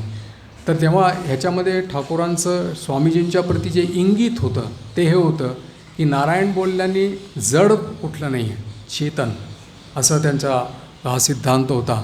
आणि त्याच बेसिसवरही त्याच्यावरच आधारित करून त्यांनी ही शिवज्ञान से जीवसेवा किंवा तुमची जी नारायण सेवा त्याचं प्रवर्तन त्यांनी केलं. स्वामीजीचे जे शिष्य होते शरदचंद्र चक्रवर्ती, तर त्यांनी जो ग्रंथ लिहिला आहे ना स्वामी शिष्य संवाद वा मराठीत काय सहवासात, तर तो त्याच्यामध्ये स्वामीजी जेव्हा कर्मयोगाबद्दल शिष्याला सांगत होते तेव्हा शिष्य जो होता तो शंकरपंथी होता, त्यामुळं त्याला कर्ममार्गावर किंवा कर्मयोगावर एवढा विश्वास नव्हता. तर स्वामीजींनी ठाकूरांनी स्वामीजींनी शिष्याला सांगितलं की फक्त 10 मिनटं तो अशा प्रकारे स्वतःला विसरून या प्रकारचा नारायण सेवा करून बघ, फक्त 10 मिनटं, आणि बघ तुझ्या मनामध्ये किती निर्मल आनंद तुला होतो आहे. फक्त त्याच्यामध्ये 2 गोष्टी आहेत, एक स्वतःला विसरणं, स्वतःचा अहंभाव विसरणं, आणि दुसरा नारायण आहे असं समजून त्याचं समजा 10 मिनटं जरी केलंस तर म्हणे तुला काय आनंद जो होईल तो विमल आनंद, निर्मल आनंद, आणि जो चित्तशुद्धीचा जो आनंद तुला मिळेल तो कधी वर्णन करून हे करता येणार नाही. म्हणजे इतका हा जो सिद्धांत स्वामीजींनी सांगितला हा सर्वांकरता केला. आज ठाकूरांचा हे होता बहुरूपामध्ये सर्वत्र ह्याच्यामध्ये, तर तो ह्याच्यामध्ये त्यामुळे त्यांनी ह्याच्यामध्ये काय की एक प्रकारची आंतरिक जी निर्लिप्तता जी आहे ती आपल्याला आपोआप मिळून जाते ह्याच्या नारायण सेवेमध्ये. तसंच दुसरं आहे की त्याच्यानंतर जेव्हा स्वामीजींनी म्हटलं आहे की सर्वधर्म स्वरूपिणे म्हटलेलं आहे, तर सर्वधर्म स्वरूपिणे जे म्हटलेलं आहे त्यांनी त्याच्यामध्ये कुठल्याही प्रकारची संकीर्णता नाही. सर्वधर्म स्वरूपिणे, सर्व भावांचा समन्वय आणि सर्व प्रकारचे जे हे आहेत ते त्यांच्या जीवनामध्ये त्यांनी दाखवून दिलेले आहेत. त्याच्याकरता ते वचनामृतामध्ये उल्लेख पण करतात. एक रंगाचा हे असतो ना, गमला म्हणतात त्याला, किंवा बर्तन जे आहे त्याच्यामध्ये रंग असतो. एक माणूस जो असतो तो त्याच्यामध्ये आपले कपडे, कुणी काही आलं म्हणलं की मला लाल रंगामध्ये पाहिजे, तो त्याच्याकडनं कपडा घेऊन त्याच्यामध्ये डुबवून देऊन त्याला लाल रंगाचं, कुणी मागितलं निळ्या रंगाचा तर त्याच गमल्यामध्ये डुबवून देऊन त्याला तो निळ्या रंगाचा, आणि कुणी मागितला समजा पिवळ्या रंगाचा तर त्याच याच्यामध्ये देऊन द्यायचा. तर अशा प्रकारे मग एक मनुष्य होता, जो व्यक्ती होता, जो दुरून हे सगळं पाहत होता. तर त्यांनी विचारलं की त्याला विचारलं आणि की तुला कुठल्या याच्यामध्ये रंग हे करायचा आहे. तर तो म्हणाले तू ज्या रंगामध्ये रंगलेला आहेस तोच रंग मला पाहिजे. म्हणजे तसे हे ठाकूर होते, हे या बर्तनमध्ये जो रंग होता तसे आहेत बहुरूपी. तर त्याच्यामध्ये तुम्हाला जो रंग पाहिजे तो त्यांच्याकडे आहे, आणि आणखीन पण रंग पाहिजे असेल तर ते पण आहे, आणि जितके रंग आहेत तेवढी पण त्यांची क्षमता आहे. तर अशा प्रकारे तो त्यांनी स्वतः म्हणजे कुठल्याही प्रकारची संकीर्णता नाही त्याच्यामध्ये, ज्याला कॉन्झर्वेटिझम म्हणतो ना, संकीर्णता नाही. तर तो एक हा एक साचा जो आहे त्यांनी स्वतःच्या श्रीविग्रहामध्ये तयार केलेला. आपण जो ठाकूरांचा फोटो बघतो आणि त्याचं ते ध्यान करतो किंवा त्याच्यामध्ये सर्व भाव त्याच्यामध्ये आहे, आधुनिक सगळे सर्व भाव आहेत ते त्यांच्या या व्यक्तित्वामध्ये आहेत. त्याच्यामुळे जो ठाकूरांचं ध्यान करतो किंवा ठाकूरांच्या भाव आणि आदर्शानुसार जो चालतो त्याच्यामध्ये कधी संकीर्णता येऊ शकत नाही. का? कारण तो भाव ठाकूरांचा त्याच्यामध्ये येतो. ठाकूरांनी म्हटलेलंच आहे, मास्टर माशांना बऱ्याच वेळा सांगितलं आहे की जो माझी चिंता करेल तो माझं ऐश्वर प्राप्त करेल. जसं पिताचं ऐश्वर जे आहे ते पुत्र लाभ करतो उत्तराधिकारी सूत्राने, तर तसंच हा म्हटलेलं आहे. हे वाक्य वचनामृतात कुठे पण नाही आहे, पण बाकी याच्यामध्ये श्रीमदर्शन म्हणून जे एक ग्रंथ आहे 16 व्हॉल्यूम्स आहेत त्याच्या जवळजवळ, तर त्याच्यामध्ये हे बऱ्याच वेळा मास्टर माशांनी सांगितलेलं आहे की जो माझी चिंता करेल तो माझं ऐश्वर प्राप्त करेल. सर्व ठाकूरांचं जे ऐश्वर आहे, ऐश्वर म्हणजे विद्याचं ऐश्वर जे आहे, ज्ञान, भक्ती, वैराग्य, विवेक, विश्वास, श्रद्धा, प्रेम, भगवत प्रेम, हे सर्व ते त्यांच्या ह्याच्यामध्ये. म्हणून त्यांचा जो आपल्याला मिळतो आहे हा जो एक अमूल्य जो साचा म्हणतात ना, साचा ज्याच्यामध्ये मोल्ड ज्याला म्हणतात, तर तो साचा आपल्याला मिळालेला आहे. ह्याच्यामध्ये एक तुम्हाला जसं पाहिजे तसं, ये यथा माम प्रपद्यन्ते तांस्तथैव भजाम्यहम, तर तुम्हाला जसं पाहिजे तसं ठाकूर तुमच्याशी लीला करायला तयार आहेत. फक्त तो साचा जो आहे तो त्यांचा तो आहे. हे गमला जसा रंगाचा गमला होता तसा त्यांचा हे आहे.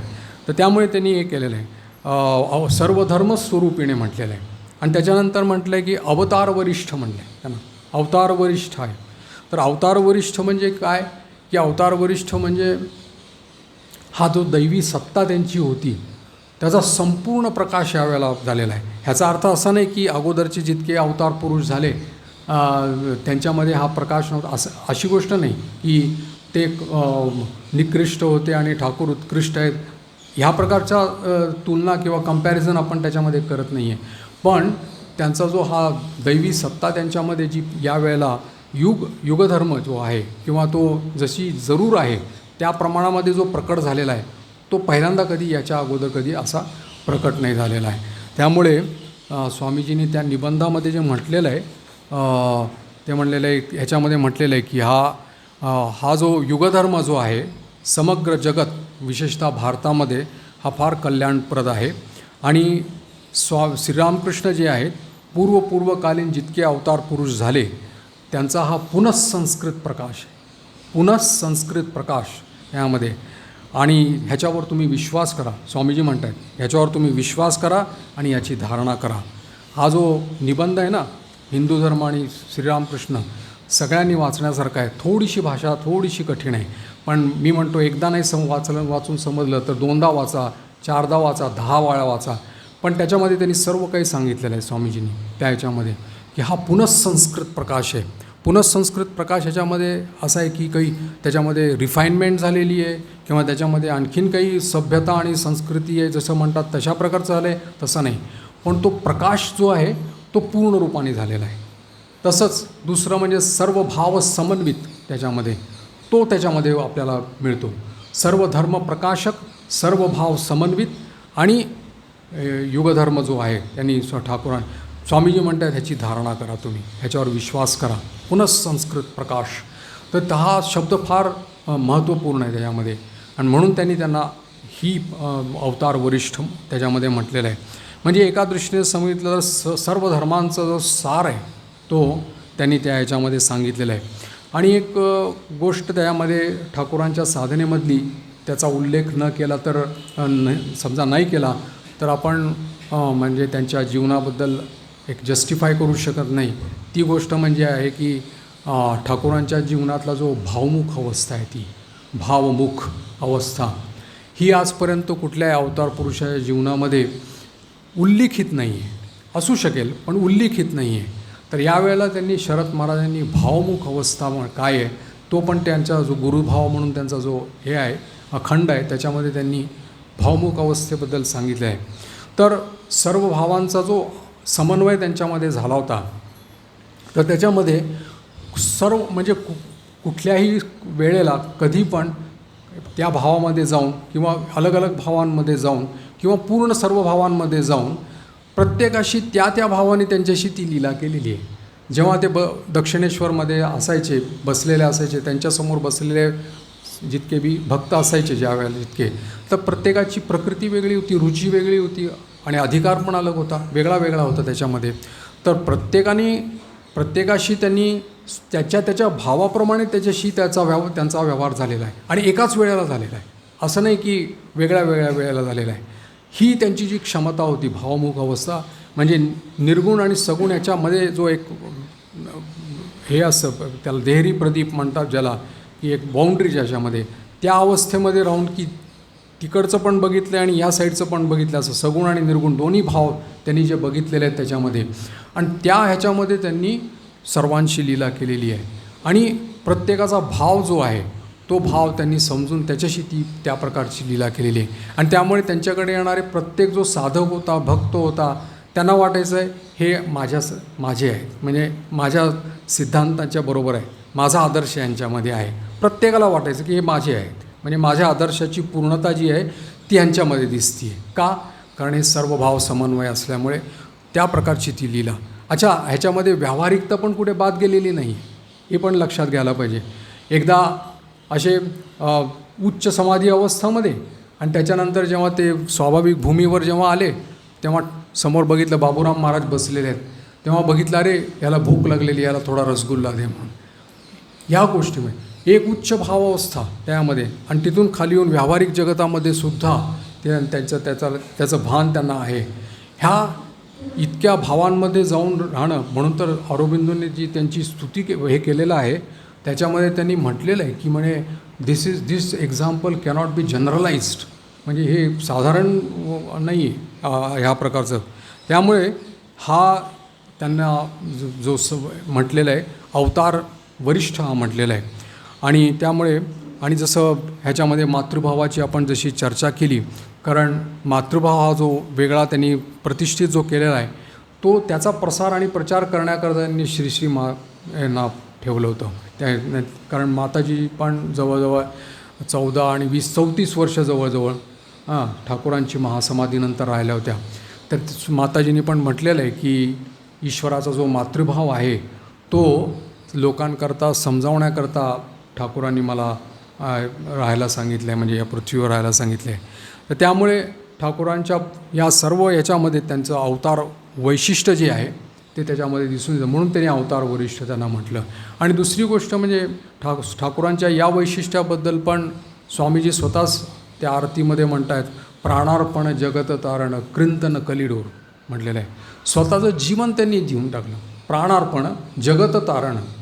अशा प्रकारचा जो त्यांनी ठाकूर स्वतःच म्हणतात ना की जितकी तपस्या आणि ज्या तपस्येचं फळ जे आहे मी आज पूर्ण समग्र जगताच्या कल्याणाकरता मी देऊन टाकलेलं आहे असं म्हणाले. त्यामुळं प्राणार्पण जगत तारण कृंतन कलिडो हे त्यांनी स्वतः आपलं जीवन संपूर्ण देऊन, म्हणजे म्हणायला पाहिजे की त्यांचं ही जी अभूतपूर्व तपस्या त्यांनी जी केली, तर त्या तपस्येने केवळ पृथ्वी नाही, भूर्भुव स्व जन तप सत्य जितके लोक आहेत ते सगळेच्या सगळे उपकृत होऊन गेले, सर्व प्राणीमात्र उपकृत होऊन गेले. फक्त काय आहे की त्याची जी अनुभूती जी आहे ती सर्वांना होते तसं नाही, पण म्हणजे ज्याप्रमाणे आता वेळ जाईल, काल जोपर्यंत हे होत जाईल परिपक्वता ह्याच्यामध्ये, त्या अवस्थेला जेव्हा जातील तेव्हा ठाकूरांनी काय अवदान त्यांचं जे आहे ते आपल्याला त्याच्यामध्ये समजून येईल. आणि स्वतःची दुसरी गोष्ट म्हणजे मुक्तीची पण उपेक्षा करून त्यांनी हे सर्व केलेलं आहे. मुक्तीची उपेक्षा साधारणतः बाकी आचार्य जे आहेत ते सगळ्यांनी मुक्तीवर जोर दिलेला आहे, मोक्ष जे म्हणतात त्याच्यावर त्यांनी जोर दिलेला आहे. पण ठाकूरांनी तो नाही, स्वतःची मुक्तीची उपेक्षा करून त्यांनी हे सर्व त्यामध्ये केलं आहे. आणि हेच आमच्या रामकृष्ण संघाचं पण वैशिष्ट्य आहे ह्याच्यामध्ये. कारण बुद्ध अवतारामध्ये हे तसंच झालं. त्यांनी जोपर्यंत त्यांच्यामध्ये त्याग आणि पवित्रता होती तोपर्यंत तो चालला, पण त्याच्यानंतर परत हळूहळू त्यांचा प्रभाव क्षीण होत गेला. बाकी अन्यान्य संप्रदायाचे आचार्य होते, ते एका भावाचे आचार्य होते. नो डाऊट त्यांच्यामध्ये पण चांगले सिद्ध महापुरुष झालेत, त्यांनी पण उपदेश दिलेले आहेत आणि त्यांच्यामध्ये पण चांगले महापुरुष पण झालेले आहेत. पण समग्र मानवजातीचं कल्याण हे आपल्या साधनेचा एक अंग म्हणून अशा प्रकारचं कोणी आजपर्यंत आपल्या कुठल्या संघामध्ये आपल्याला बघायला मिळत नाही. आमच्या जे नियमावली जी आहे त्याच्यामध्ये त्यांनी म्हटलेलं आहे की ह्या संघापासून समग्र मानवजातीचं कल्याण होईल. पहिलीच आमचा नियम आहे त्याच्यामध्ये, म्हणजे स्वामीजींनी नियमावली जी लिहिलेली आहे त्याच्यामध्ये म्हटलेलं आहे. तर मानवजातीचे कल्याण जे आहे किंवा मानवजातीच्या कल्याणाकरता जी अनुष्ठान कर्मानुष्ठान किंवा जे केलेलं आहे ती सुद्धा साधनेचा एक अंग म्हणून अशा प्रकारचा कुठल्या संप्रदायामध्ये बघायला मिळत नाही. त्यामुळे ती पण एक युनिकनेस किंवा अनन्यता जी आहे ती आपल्याला बघायला मिळते. आज ठाकूरांचा जो भाव आहे तो सर्वत्र प्रचारित होतो आहे. कुणीतरी केशवचंद्र सेन त्यांचे होते, ते म्हणाले की तुम्ही तुमचा भाव प्रचार आम्ही करू, आम्ही पण कंबर कसतो म्हणून त्याच्याकरता म्हणाले. तर ठाकूर तेव्हा म्हणाले होते की ह्याच्यामध्ये म्हणजे स्वतःच्या शरीराकडे दाखवून, हृदयाकडे दाखवून ते म्हणाले होते, ह्याच्यामध्ये जो भाव आहे तो एवढा प्रसारित होतो आहे की त्याच्याकरता कुणाची जरूर नाही म्हणाले. त्याच्या प्रसार करण्याकरता कुणाच्या मनुष्याची जरूर नाही त्याच्याकरता. तो आपण ह्याच्यामध्ये चालला जाईल, आपण गतीमध्ये तो त्याच्यामध्ये चालला जाईल. त्याला कुठल्याही बाहेरच्या ह्याची आवश्यकता नाही आहे, म्हणजे सहायताची आवश्यकता नाही आहे. स्वामीजींनी म्हटलं आहे ना की जगन्नाथजीचा रथ जो आहे तो चालणारच आहे आणि आपल्या शक्तीमध्ये तो चालेल. फक्त दोरी पकडायची आणि खेचायची पण जरूर नाही, फक्त दोरी पकडायची तेवढंच. त्यामुळे फक्त आपल्याला तेवढंच करायचं आहे की जेवढं ठाकूरांची जो हे आहे, जसं स्वामी ब्रह्मानंदजी महाराज जे ठाकूरांचे शिष्य होते, राजा महाराज, तर जेव्हा ते बलराम मंदिरमध्ये त्यांचे शेवटचे दिवस त्यावेळेला, तर त्यावेळेला मास्टर महाशय त्यांना बघायला गेले होते. विचारलं कसे आहात तुम्ही, तर तेव्हा राजा महाराजांनी म्हटलं की त्या प्रश्नाचं उत्तर न देता त्यांनी सांगितलं राजा महाराजांनी की मास्टर महाशय बघा म्हणे, यावेळेला ठाकूरांनी येऊन म्हणे शिवलोक आणि जीवलोक ह्याच्यामध्ये एक सेतू बांधलेला आहे, सेतू बांधलेला आहे आणि फक्त दरवाजा बंद केलेला आहे, आतून कडी पण नाही लावलेली, फक्त जायचं आणि फक्त दरवाजा धक्का मारला बस श्रीविग्रह आपल्याला दर्शन होईल, इतकं सोपं करून टाकलेलं आहे. तर मग ह्याच्यामध्ये असंच आहे की ठाकूरांच्या आविर्भाव आणि आगमनाने बऱ्याच गोष्टी सुलभ झालेल्या आहेत, ज्या आपल्याला अगोदर हे नव्हत्या. नाम रूप लीला धाम तर आपल्याला मिळतच आहे, पण बऱ्याच गोष्टी याच्यामधून आपल्याला त्यांच्या व्यक्तित्वामधून, त्यांच्या दिव्य जीवनामधून आणि त्यांच्या लीला ध्यानातून आपल्याला मिळतील, तितकं आपलं कल्याण होईल. म्हणून आपले जे लीला प्रसंग जो ग्रंथ आहे, वचनामृत जे ग्रंथ आहेत, हे सगळे नित्य पाठ्याचे ग्रंथ आहेत. रोज त्याचं आपलं वाचायला पाहिजे, त्याची आवृत्ती करायला पाहिजे आणि त्याच्यावर चिंतन करायला पाहिजे. केवळ वाचणं नाही, त्याच्यावर चिंतन, मनन, त्याच्यावर ध्यान आणि प्रत्येक गोष्ट, प्रत्येक वेळेला तुम्हाला त्या ह्याच्यामधून एक नवीन अर्थ त्याच्यामध्ये मिळेल. का तर त्याच्यामध्ये अवतार पुरुषांची जी वाणी आहे ती मौलिक आहे, मौलिक म्हणजे ओरिजिनल आहे. तर त्या ओरिजिनॅलिटीमध्ये जो त्यांच्या ह्याच्यामध्ये जो प्रभाव आहे किंवा जो ते जी शक्ती आहे, ती शक्ती ह्याच्यामध्ये बाकी ह्याच्यामध्ये तुम्हाला मिळणार नाही. तर ती त्यांच्या अनुध्यान केल्यानंतरच या उपदेशांवर त्यांच्या आपल्याला मिळू शकेल. म्हणून आपण फक्त त्यांचं अनुसरण, अनुध्यान आणि अनुशीलन करू शकतो. आणि जसं ती अवस्था आपल्याला आणायची, जसं ठाकूर म्हणाले होते की डोळे बंद केल्यावरच काय ईश्वर आहे, डोळे उघडल्यावर काय ईश्वर नाही, असं म्हणाले होते. तर आपल्याला ती अवस्था करायची की फक्त डोळे बंद केल्यावरच ईश्वर राहतील असं नाही. जसं इथे आपण बघतो श्रीविग्रह इथे आहे, ठाकूरांचा फोटो इथे आहे आणि त्याची ती पण उपासना आहे, त्याच्याबद्दल काही दुमत नाही आहे. पण इथे उपासना आपण करणार, इथे पूजा करणार, इथे आपण सगळं फूल बेलपत्ता वगैरे सगळं आपण त्याला निवेदन करणार आणि बाहेर जाऊन मग रागद्वेष आपले स्वतःचे परनिंदा परचर्चा करणार, त्याच्यामध्ये आपल्याला विशेष लाभ काही मिळणार नाही. म्हणून डोळे बंद केले पण तेच आहेत आणि डोळे उघडले पण तेच आहेत. बस ही सिद्धी जी आहे ती आपल्याला यांच्या अनुध्यान केल्यानंतर, ठाकूरांचं जीवन अनुध्यान केल्यानंतर मिळू शकेल. म्हणून माझी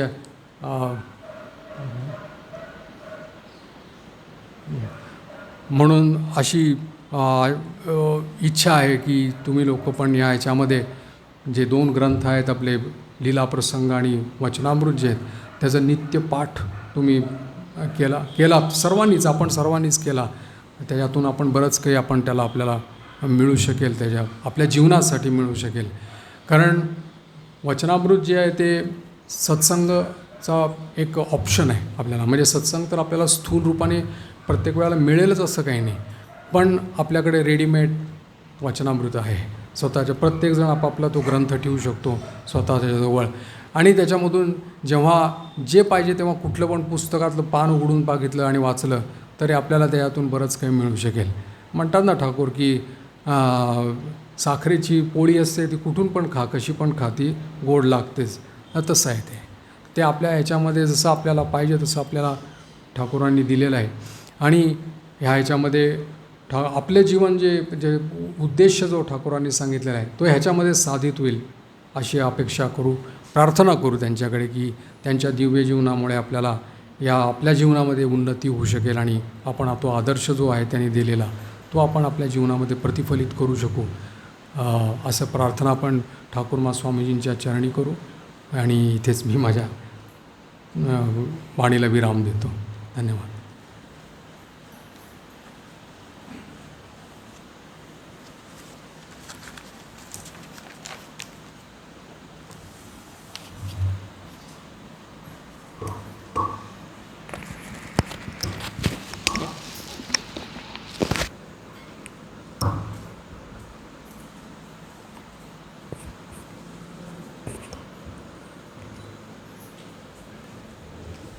गेल्या 1 तासापासून श्रद्धेय महाराजांनी आपल्या अवभवत्या वाणीतून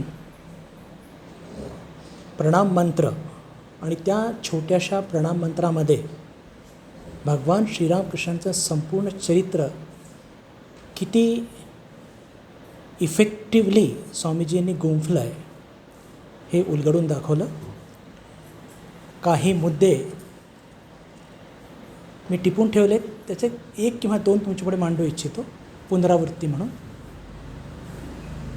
महाराजांचा हा जो एकदम बिलकुल एक विचारोत्तेजक त्यांचं हे जे मार्गदर्शन झालं त्याची पावती म्हणजेच की गेल्या 1 तासापासून मी पण बघतो की कोणी त्या स्थानातून हल्लंसुद्धा नाही. खूप प्रामाणिकपणे तुम्ही सर्वजण ऐकत होता हे बघून मला खरंच खूप आनंद झाला. महाराजांनी अवतार शक्तीच्या संदर्भात सांगितलं की एक वाक्य मला खूपच आवडलं की अवतारांमध्ये जी ताकद असते की संपूर्ण विश्वाची विचारधारा बदलून देते.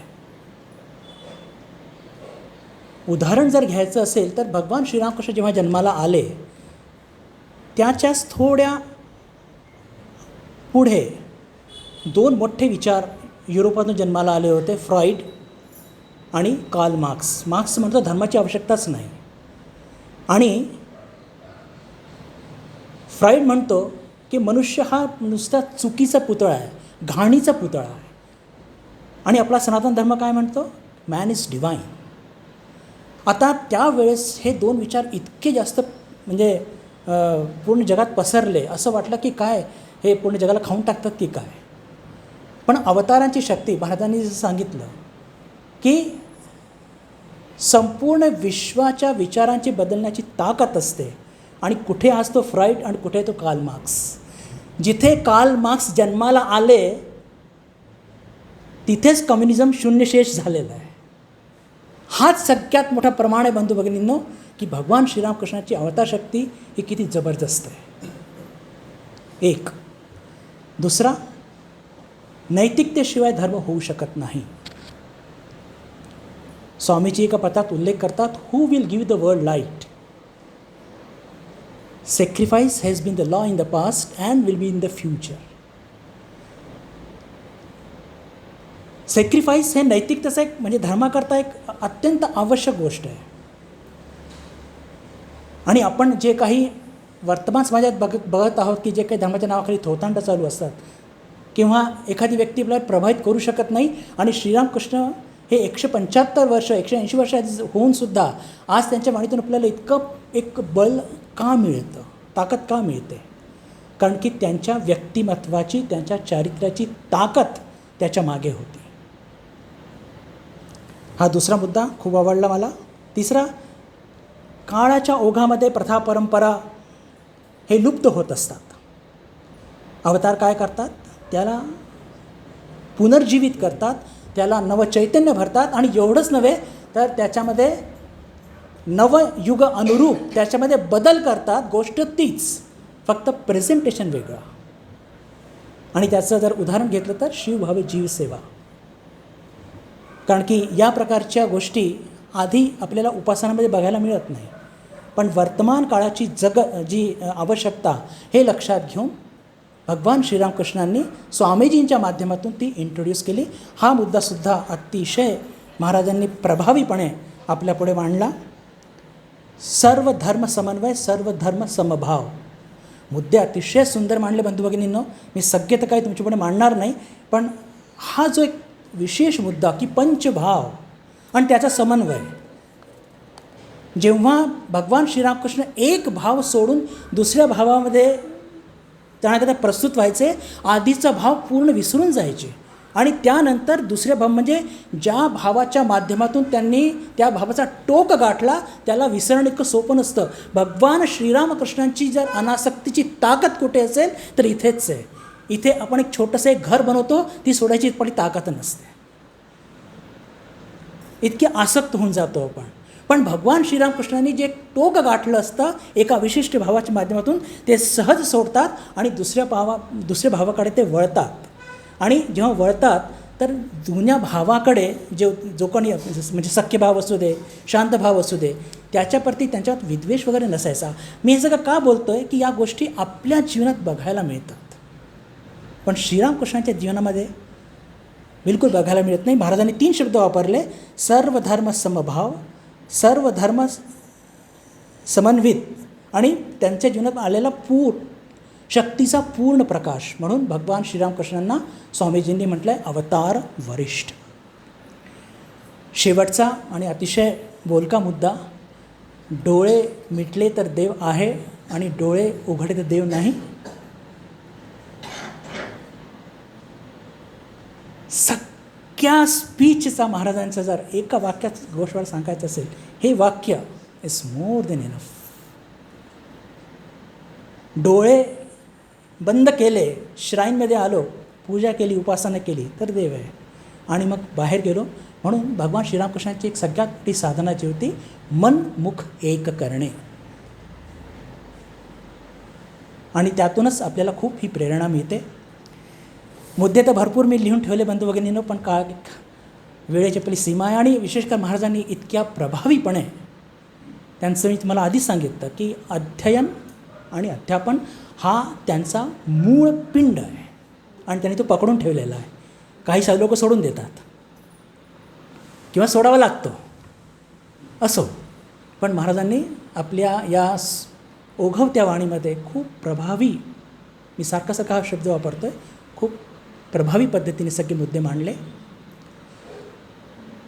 महाराजांना धन्यवाद देऊन मी महाराजांना पर करू इच्छित नाही, आणि विशेष करून आपल्या सर्वांशी दूर करू इच्छित नाही, पण आपल्या सर्वांच्या वतीने महाराजांना सश्रद्ध प्रणाम निवेदित करतो आणि एक उघड विनंती करतो की ते वरच्यावर बेळगावला येत असतात, आणि महाराजांच्या माहितीकरता कोल्हापूर ते अहमदाबाद फ्लाईट आहे, आणि त्यांचं जर म्हणणं असेल की नाही त्यात खर्च होतो, तर कोल्हापूर अहमदाबाद ट्रेनसुद्धा आहे. पण आमच्या सर्व भक्तांच्या प्रती, कोल्हापूर मठाच्या प्रेमाप्रती त्यांनी एक दिवसाकरता इथे यावं आणि आम्हा सर्वांना मार्गदर्शन त्यांनी करावं अशी आंतरिकतेने मी प्रार्थना करतो. आणि महाराजांच्याच आज्ञेने, भगवान श्रीरामकृष्णांचीच आज्ञेने मी घोषणा करतो की आजचा हा व्याख्यानाचा मार्गदर्शनाचा छोटासा कार्यक्रम इथेच पूर्ण होत आहे. धन्यवाद. नमस्कार. महाराज आत्ता इथे उपलब्ध असणार, आपण सर्व लोक दर्शन घेऊ शकता.